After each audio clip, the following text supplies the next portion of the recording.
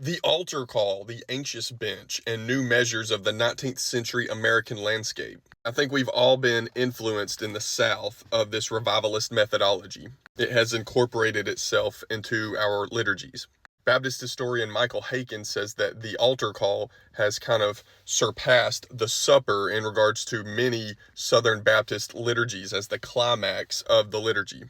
I've been reading through John Williamson Nevin, and he was a part of the Mercersburg theology, which kind of pushed back against the Princetonian theology, but the Princetonian theology in many ways won out as far as its influence in American evangelicalism. And both of these are within the Reformed camp.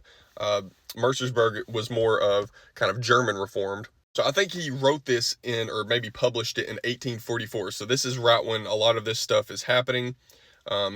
It's in the middle of 1844. Christ was supposed to come back for the Millerites. So he's writing this when a lot of this is kind of coming about, right? So you got the Charles Finney, Anxious Bench, Revivalism coming out, 1820s, 1830s. So Nevin himself is experiencing this even at some of the services that he attends. But this is kind of a summary of the first two chapters of his book called The Anxious Bench. This is a Facebook post that I made on my Facebook group of Catholic, Orthodox, Protestant dialogue, and I kind of just gave this summary of Nevin's view.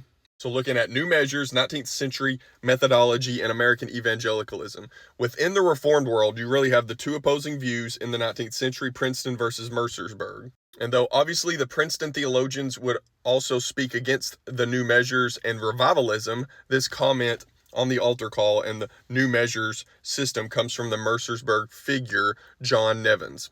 John Williamson Nevin's critique argues that the new measures revival system of the 19th century America, above all the anxious bench, or what would come to be the altar call, fundamentally misunderstands the nature of true conversion. Rather than grounding salvation and justification by faith, these methods rely on psychological pressure, public display, emotional excitement, and mechanical techniques to produce decisions.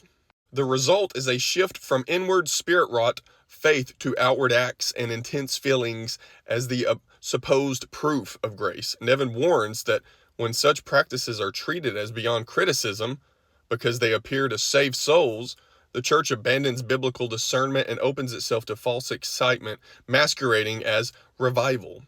Nevin insists that the anxious bench is not a neutral tool, but the clearest expression of a whole system with its own theology of religious action. And many would say that the methodology of the altar call came from Finney and his semi-Pelagianism theology, and many would even say just downright Pelagian.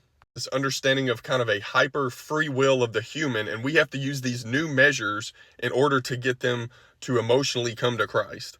Even in its most restrained form, it represents a method that encourages confusion between emotion and faith and turns conversion into something that can be produced by technique.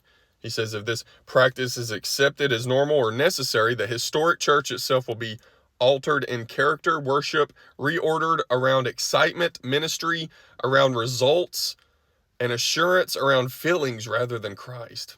Attempts to denounce excesses while defending the anxious bench are therefore inconsistent. So attempts to denounce the excesses but while defending the anxious bench are therefore inconsistent because the bench itself is the gateway to the very disorders being lamented. And finally, Nevin dismantles the argument that the anxious bench must be legitimate because it works. History shows that apparent religious success proves nothing, since the same methods have produced conversions across wildly different and even heretical movements, from medieval ascetic spectacles to modern sects and fanatical groups. If a system can function equally well in truth and error, it cannot be evidence of divine power. True religion, Nevin concludes, cannot be judged by outward effects alone.